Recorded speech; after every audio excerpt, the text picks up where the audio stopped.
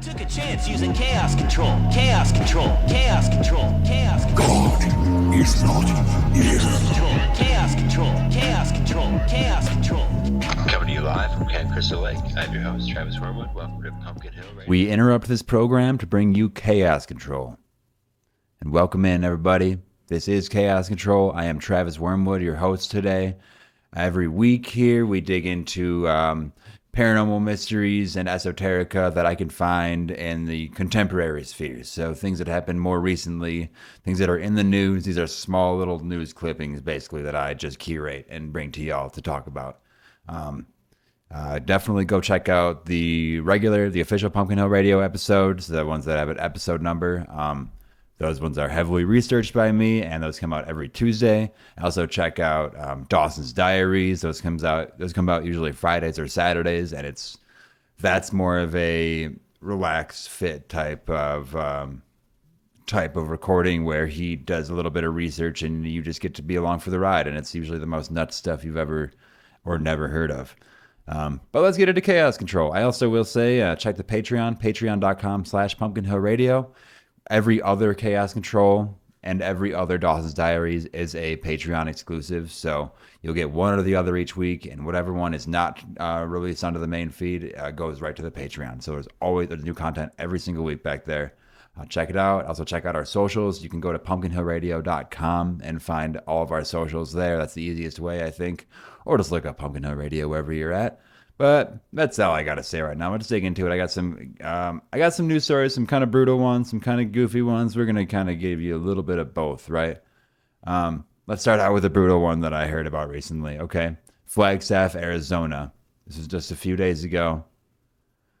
Well, not just a few days ago, but it's still wrapping up here. Okay, so let me just talk it out. The man accused of brutally murdering a pastor at his northern Maricopa County home in religiously motivated attack sat down for a jailhouse interview with True Crime Arizona correspondent Brianna Whitney on Monday, where he admitted to the crime and told her he had other targets. So this is referring to the suspect admits. Basically, we have a guy that crucified a pastor. That's what the story is here. Suspect admits to crucifying pastor at New River home, had others on the hit list. So during the interview, 51-year-old Adam Christopher Schaaf confessed crucifying 76-year-old William Schoenman at his New River home nearly 2 months ago. Schoenman was found dead in his bed, covered in blood, on Monday, April 28th, as deputies conducted a welfare check at his home on Calvary Road near 16th Street. In quotes here, it says, "I drove from there, Phoenix, to Bill's house like 2 a.m. on a Sunday night, and I executed him," Schaaf said. Schaaf then described how he allegedly killed Schoenman before placing a crown of thorns on his head. Okay? This is a conversation between Schaaf and Whitney here. Schaaf says, "Because what I'm saying is, what you're preaching is not what God said. It's the opposite of what God said." Whitney says, "Most people that would come into that scene, Bill's scene, would be horrified." Schaaf says, "Sure, that's right.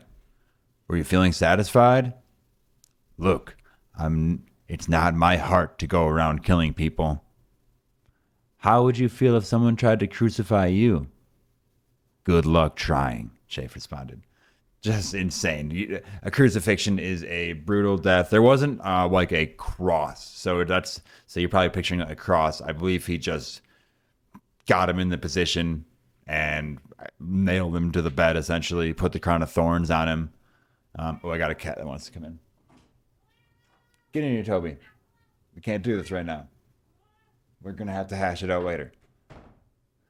On top of that, Schoenman was not the only target. He was a pastor, so this guy was hunting pastors, basically. Before Schoenman's murder, who was known as Pastor Bill at the New River Bible Chapel, Schaaf told Whitney that he had planned to kill a priest in Phoenix, the first of 14 planned executions around the country.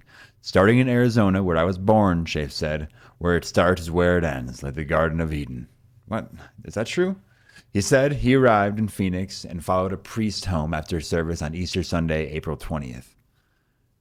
And when he pulled into the driveway, the two women came into the garage. He told Whitney, "I'm not interested in executing anyone other than the pastors or the shepherds leading the flock astray." So he saw these chicks and he's like, "That's not my target." Shafe said, then targeted and killed Schoenman before traveling to Sedona, where he planned to kill 2 others. But he was arrested 2 days after Schoenman was found dead, following a manhunt regarding recent burglaries. Had he not been caught, Shafe said he planned to kill others, as we just went over. From there, it was Las Vegas to Nevada, Portland, Oregon, Seattle, Washington, Billings, Montana, Detroit, Michigan, New York, Charlotte, North Carolina, Mobile, Alabama, Beaumont, Texas, and El Paso, Texas, he explained. So 4 of them were going to get hit in Arizona. He then said, "I want the death penalty."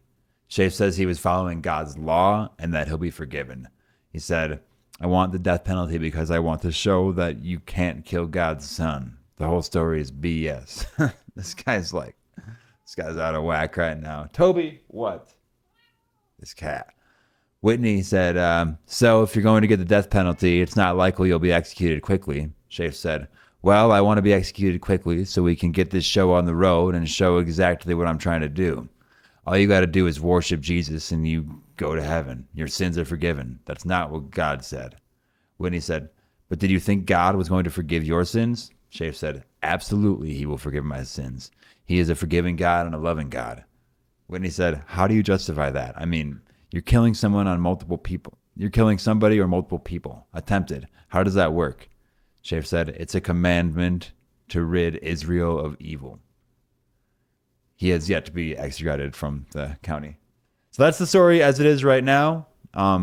This is a man that was going around and going to crucify people. That's just an insanely religious crime.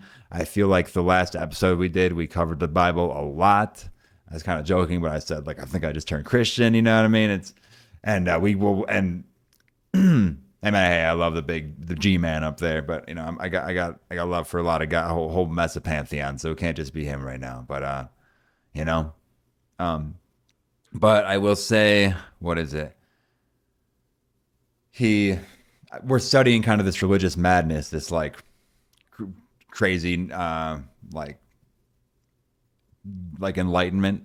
You know, this like the sacred clown path that we talk about once in a while. And it's like, you do got to be careful with that, because sometimes you're not actually doing what's contradictory to society in the right way. Like, I know the sacred clown stuff is like, you know, you're literally riding a horse backwards, because that's just to show this insane mask to everybody and open them up to these deeper ideas when you see this kind of stuff. But you can, I don't know, the wrong filters can get through and you end up trying to crucify people and doing it. And I mean, he must have woven that crown of thorns himself, right? Crown of thorns, excuse me. That's like insane, obviously. But thought I'd make a good story here. I heard it somewhere and I was like, yeah, well, that's something I can talk about. Let's move right along here. I got another story here. It's what do we got? So this is a missing persons type of report around Mount Shasta. So it's interesting for 2 reasons. One, we got the missing person thing. We're in the middle of paranormal stuff and true crime there, depending on how we see it, as we'll go into it. And also, yes, the Mount Shasta is a hotbed for UFO activity. I believe there's lots of Bigfoot sightings out there too. Just all kinds of from the paranormal spectrum all over the place. You got it there at Mount Shasta. So let me just get into the story here. Nick Myers had spent more than 2 decades on Mount Shasta, currently serving as the lead climbing ranger and director of the Mount Shasta Avalanche Center. But even with all that experience, the case of 21-year-old Lesner Noe Velasquez has him stumped. Excuse me. I was fumbling on that last name.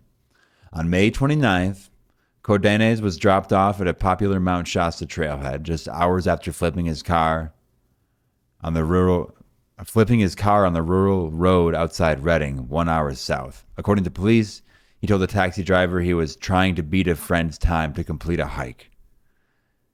He appeared to voluntarily go to Mount Shasta. Okay, so he flipped a car and then he just started walking toward Mount Shasta, apparently.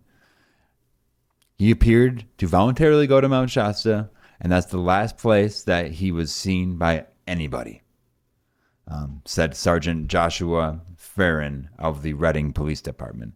Since then, he's vanished into the wilderness without a trace. Okay, we remember the missing 411 cases we've covered before. 3 weeks later, there was still no signs of him. There's still no sign of him. This is an active case. Meyer told FSGate, FSGATE, the case doesn't follow the usual script. There's some weird things about the whole story, from start to finish. Farron agreed. It's very unusual circumstances. It doesn't really compare directly to any case that I've worked in the 20 years that I've been in law enforcement, Farron added. Cardenas' path to the mountain began Thursday morning in a crash on Oak Run Road, a remote stretch outside Redding. The Redding Police Department said he called the California Highway Patrol but left before they arrived. So he had his phone on him at some point. He called. Brian Sinke, whose son Hunter is Cardenas' best friend, said he believed there was no criminal intent in that decision. Instead, he said it reflected Cardenas' profoundly sheltered outlook. A 14-year-old mind is how Kinsey described the 21-year-old, extremely innocent and naive to the extreme. He said Cardenas may have panicked, fearing consequences for the out of proportion with reality, especially given that he had only recently earned his first driver's license. So, okay, right there is interesting, talking about missing 411 stuff and paranormal in general. Innocence, right? We talk about that all the time. Usually it's connected to youth, the younger you are. It seems that you can kind of see through this veil. With missing 411 cases, it seems like sometimes you have this guardian spirit that will come and sweep you up, and maybe it doesn't take you to the right place. Maybe you end up in their world somewhere, But it is interesting to note that, he's disappeared and he has this look, he has this identity about him that is innocence. That's very close to the fool in a way, like the holy fool, really, if you look at it. If we're trying to put archetypes on it.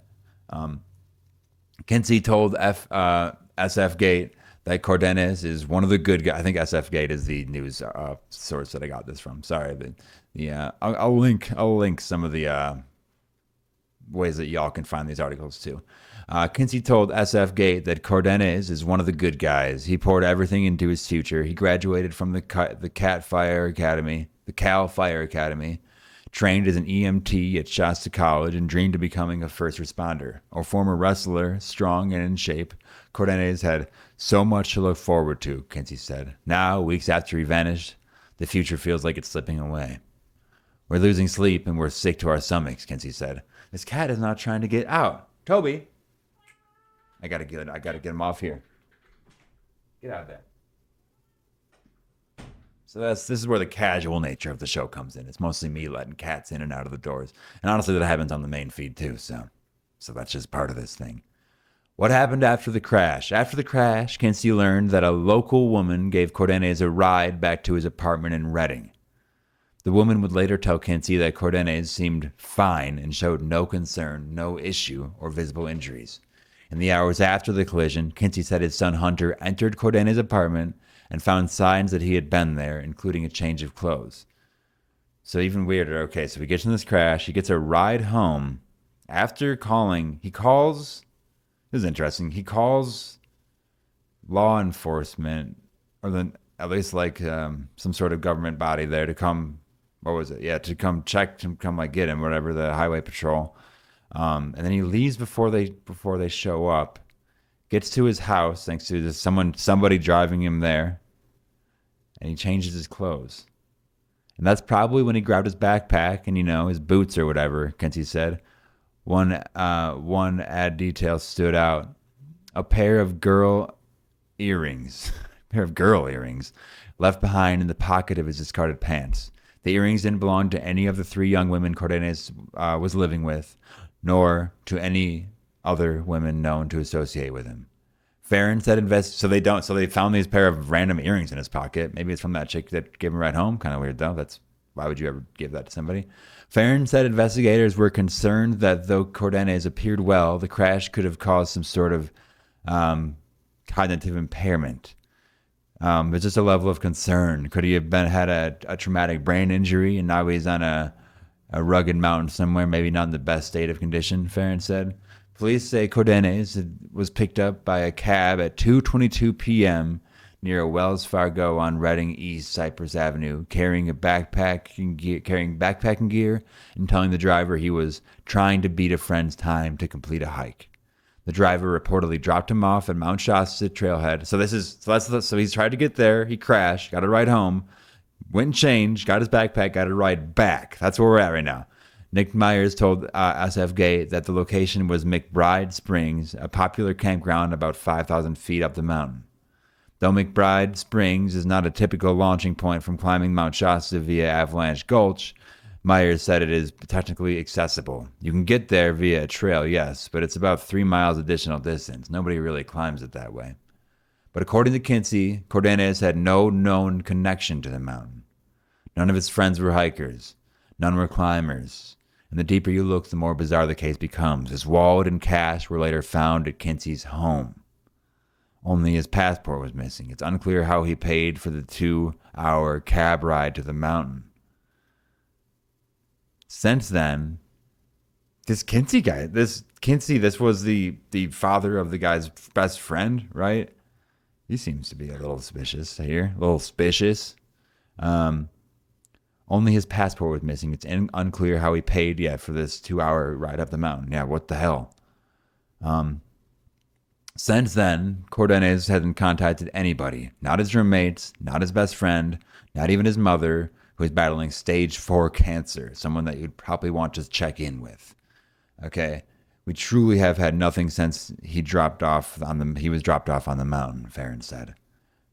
Hunter Kinsey uncovered a strange inconsistency in the timeline. On the day Cardenas disappeared, Hunter logged into his laptop and checked the Find My iPhone app, which showed Cardenas' phone pinging near the base of the Mount Shasta at 2:06 p.m., 16 minutes before police say that he got into the taxi. So his phone was already there? One theory Kinsey keeps circling back to is fear. Originally from Honduras, Cardenas grew up in Lake Lesner before moving north to attend college. With immigration enforcement ramping up access across the West Coast, he believed Cardenas may have gone into hiding. That's interesting. While Cardenas had a passport, driver's license, and a school visa from his time wrestling at Simpson University, the mere mention of ICE maybe triggered him. That's just this guy's... I don't know about all that. Kinsey believed that fear may have driven him to flee after crashing his vehicle to vanish into the backcountry. Really? If he was hiding, he's going to go up there and be off in the trail hiding. Forever? What are you talking about? SF Gate contacted Immigration and Customs Enforcement to ask whether Cardenas had been detained during the recent enforcement actions. The agency had not responded. So they're just not even going to respond. The mystery... Okay, so Myers, who had overseen countless rescues on the mountain, says Cardenas' disappearance doesn't align with typical search and rescue cases. If you just walk downhill, you'll hit a road. That's the truth. It's like if you get lost on all these mountains and all these missing 411 cases, somehow they end up on the top of the fucking mountain.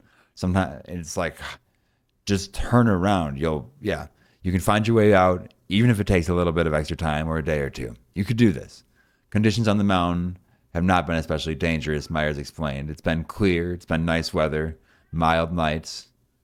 This cat wants to get in again. Toby! Is this what we're doing today?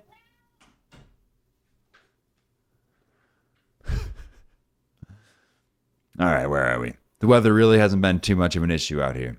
What unsettles Myers is how nothing has turned up. No gear, no clues, no sightings. But in this case, Myers speculated he's either, deceased somewhere or doesn't want to be found. A missing young man, favorable weather, no leads, no trace.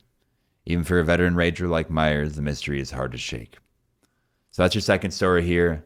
Very, very missing 411 coded. I know there was a couple times in there where people are trying to explain it away, but it's like they're just sort of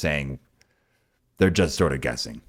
Like, I understand the ICE stuff is extremely scary and fuck all that shit, but this dude literally had all the papers he needed. I don't think he was especially afraid of that kind of stuff, especially if he was like if he was sort of naive or whatever, or like, then we talk about him just being sheltered. Like, I don't think that he, like sheltered people generally have like a view of enforcement that is like rather favorable, or like I don't think he would immediately duck and run. bizarre. And the timeline stuff is super weird. It's almost like there's some information that they're not telling us. It seems like stuff's not matching up. It's like their police made a report and then the stuff didn't match up, and they're like, oh shoot, that was just like a lie, or what was that? All right, what do I got next here? Here's a story. Scientists have absolutely no idea what impossible radio signals coming from deep inside Antarctica are. We still don't actually have any explanation for what those anomalies are. This is a direct quote. Yeah, so here we go. Scientists have discovered some seemingly inexplicable radio signals emerging from under Antarctica's ice at impossible angles. The puzzling radio pulses were detected by a NASA project known as the Antarctic Impulsive Transient Antenna, or ANITA, which uses an array of instruments designed to detect particles called neutrinos. It seems that the radio signal picked up by ANITA cannot be explained by the current understanding of particle physics, which led scientists to believe that there are other forms of particles or interactions behind the pulses. The radio waves we detected were at really steep angles, like 30 degrees below the surface of the ice. Dr. Stephanie Whistle, an astrophysicist from the Pennsylvania State University who's on the ANITA team, told the Daily Mail. It's an interesting problem because we still don't actually have any explanation for what these anomalies are. The ANITA experiment is dedicated to finding radio waves created by neutrinos hitting the ice using balloons floating 18 to 24 miles above Antarctica, where other signals are rare. Right? They're just going to a place where they're not getting blasted with all this extra EMF shit. To look for radio waves caused by neutrinos hitting the ice. Okay, so that's something that apparently happens. The smallest of all subatomic particles, neutrinos are very common, but don't have a charge and don't normally affect the objects they pass through. This elusiveness makes them really hard to spot. And it's funny how just science becomes paranormal at some point. They're just like, yeah, they don't affect anything. They're all around us. They pass through everything. You can kind of detect them if you have the right, like, electrical material. Like, it sounds like a ghost, right? I mean, I know it's not. It's just like some science and magic all become the same thing at some point. Dr. Whistle said, you have 1 billion neutrinos passing through your thumbnail at any moment, but neutrinos don't really interact.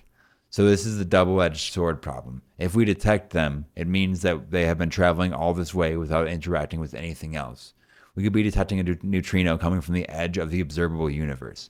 We point our antennas down on the ice and look for neutrinos that interact with the ice, producing radio emissions that we can sense on our detectors.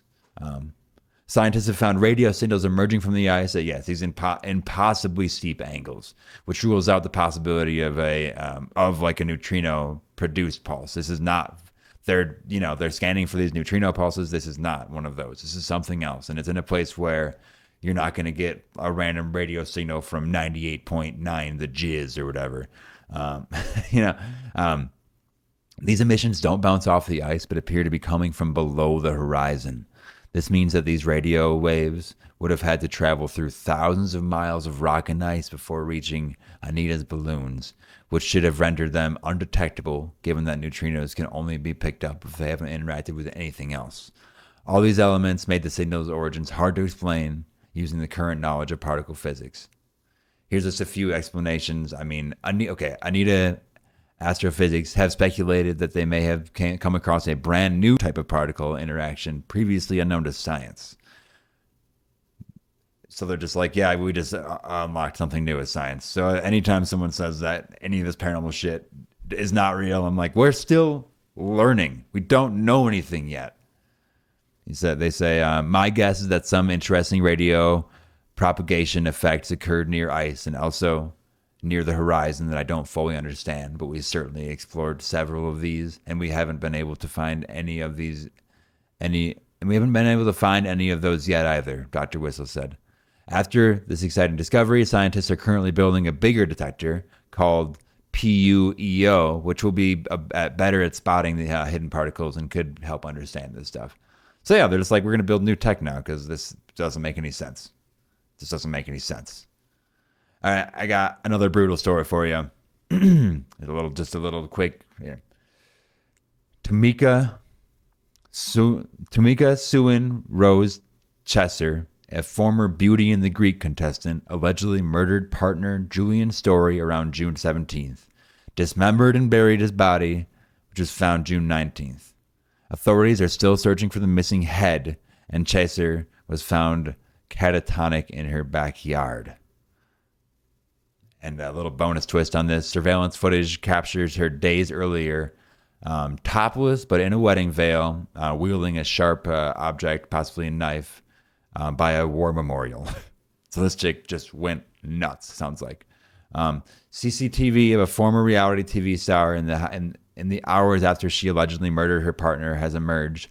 A police reveal grisly new allegations surrounding the case.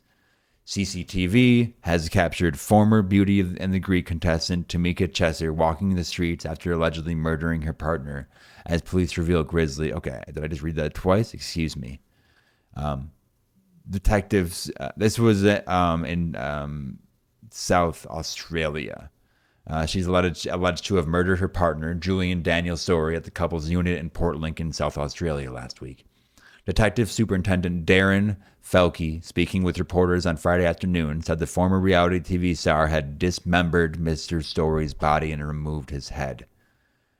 We know that after his alleged murder, Julian's body was dismembered, and while I won't provide any further detail about that at this time, I can tragically say that we have not recovered the head of Julian Story. I can only imagine, and I want you to imagine, the grief of this news is causing Julian's family. That's what they say here.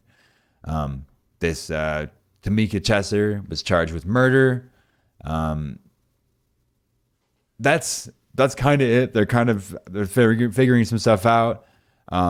They say, detective said, it is crucial that we locate Julian's head so that his family has the opportunity to lay him to rest.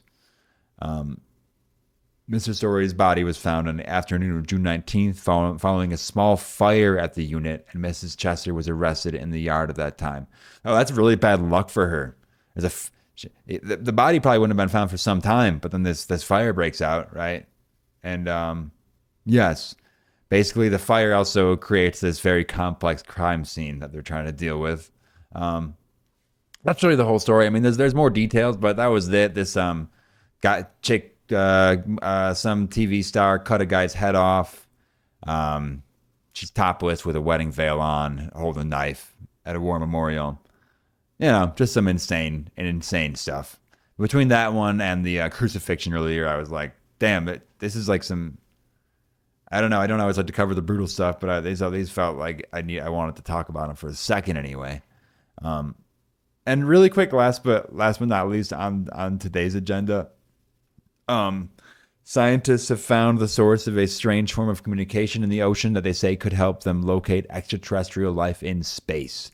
Researchers from the SETI institution, the Search for Extraterrestrial Intelligence, revealed that large smoke ring-like bubbles coming from underwater were created by humpback whales, which researchers believe is their way of greeting nearby humans. Okay. So this is actually huge. Talk about water glory, everybody. I mean, seriously, you know how much me and Dolphin are into dolphins right now.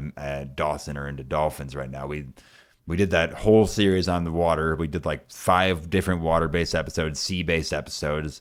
This is insane news. Remember the whole the super collider that we were talking about, the one in South Africa that said to watch the dolphins, watch CERN, watch the Pope. Okay, the Pope had died. We're being communicated to by not just dolphins, but all manner of mammals in the oceans. This is interesting, though. It's basically saying, obviously, whales, they don't talk like that to other whales. They have their own language. They have a very complex language, right? But they have this other thing they can do that they know interacts with us, right? We're not even in the same like plane of existence. They're like in the water where it's hard to even, they can't even perceive what the open air is like this, really. I mean, they jump out of it for moments, but they have recognized that humans, while going to spot them or whatever, would see these bubbles that they make from their blowholes, right? And I don't know. There's something very intense about that. Like, what would ours be? I guess ours would be some sort of like, I don't know, radio wave, like the last one we were just talking about. I mean, those are the ones bouncing around Antarctica, or like something that is not a voice, but that can be seen or heard or observed in some way. Obviously, I don't know, SETI's getting really into this. They're saying, okay, They typically let out bubble rings from their blowholes that were 6 to 10 feet in diameter, which floated straight up and looked like a smoke ring when reaching the ocean's surface. The rings were often aimed right at humans and were paired with other playful behaviors like circling the boats or peeking at swimmers. The humpbacks didn't show anger or fear and lingered after sending out the bubble ring, almost as if it was waiting for the people to answer their greeting. Scientists concluded that these rings might have been the whales saying, hey, let's chat or play a game to see how we react, much like a child blowing bubbles to get your attention. The team from SETI said the never-before-seen behavior. So this is also like a newer behavior, right? Never-before-seen behavior among humpback whales further supports the assumption that intelligent extraterrestrial life might also seek contact with humans. SETI Institute scientist and study co-author Dr. Lawrence Doyle said, this important assumption is certainly supported by the independent evolution of curious behavior in humpback whales. By studying these whales and their new interactions with people as an example of non-human intelligence, WhaleSETI researchers are creating ways of finding and translating potential signals found in space. So they're overlaying these ideas saying, what is this? By integrating our findings into the broader context of Drake's equation, we aspire to advance our understanding of the factors influencing the emergence of communicative intelligence in extraterrestrial civilizations. Drake's equation, just mentioned, Drake's equation is a mathematical formula created in 1961 to estimate the number of extraterrestrial civilizations in our galaxy that can communicate with humans and might be detectable through their signals like radio waves. If whales show this curiosity and friendly interactions are key to communication, it suggests that alien civilizations might also need these traits to develop detectable signals. You need this curiosity, right? Influencing the number in Drake's equation and guiding SETI's search for life beyond Earth. Interesting stuff there. I mean, do we trust SETI? Do we trust CERN? Do we trust any of these things? I don't know, but we're gaining new ways to communicate with our underwater allies, as Napoleon Dynamite would say. This is total water glory shit right here, people. And I hope you understand. I mean, new communication with non-human intelligence on our Earth is insane. I mean, it's only a matter of time before we can start. There's got to be a way to interact with that, right? Somebody will figure it out. People are fucking smart. We will figure out how to interact with this. If they are developing new ways to interact with us, we can develop new ways to interact with them. I think the key to humanity's survival is sort of through oceanic benefits. We talked about how oceans and water in general is so important, obviously, how it can be magically charged. And, just to bring the whole vibration of the world up, that's what the dolphins are doing there. They're shepherding our world into a higher vibration through charging the water particles in the ocean with their the way that they even just the noises they make, and all that. Well, I gotta say, this has been a pretty good one. It's good to be back. I know I took a couple weeks off getting the studio set up, and I know you're looking around. You're saying I'm not in the studio. I'm just hanging out at a friend's house. I'm fine. I'm just out here right now. This has been not Pumpkin Hill Radio. This has been Chaos Control. I've been Travis Wormwood. I still am Travis Wormwood. If you find any fun news stories like this, the guy got his head cut off. They're still looking for his head. I don't know if fun's the right word. If you find a news article that you want me to cover here on Chaos Control, I'm more than happy to do that. I spend a little bit of time just digging for what I like here. Again, it is a little more, these are quicker stories, so we get to go through a lot of them. So send me stuff if you want, pumpkinhillradio@gmail.com. Follow our socials, as I said. Follow the Patreon because, hey, next week's episode is going to be on the Patreon exclusively. And the week after that, I'll be back here. But, it's good. You want all the content. You know where to find it. It's only $5 a month. You get a lot of stuff. You get a shout out as well. You get a lot of stuff. Make sure to check out Dawson's Diaries if you haven't. That's a nice, relaxed, research-based pod. And, the main channel, Pumpkin Hill Radio, I don't know how you would have found this otherwise. That'd be insane to listen to this first. But, hey, that's fine. But you're going to like what we do on the main channel. Tons of research goes into that stuff. Hour-plus format on obscure, high-strange topics or things that might seem not obscure, but we try to, flip the script on it. Just check what's underneath that little rock and see what the hell it all is. This has been Chaos Control, Travis Wormwood, all that stuff. Saying it twice now. Goodbye.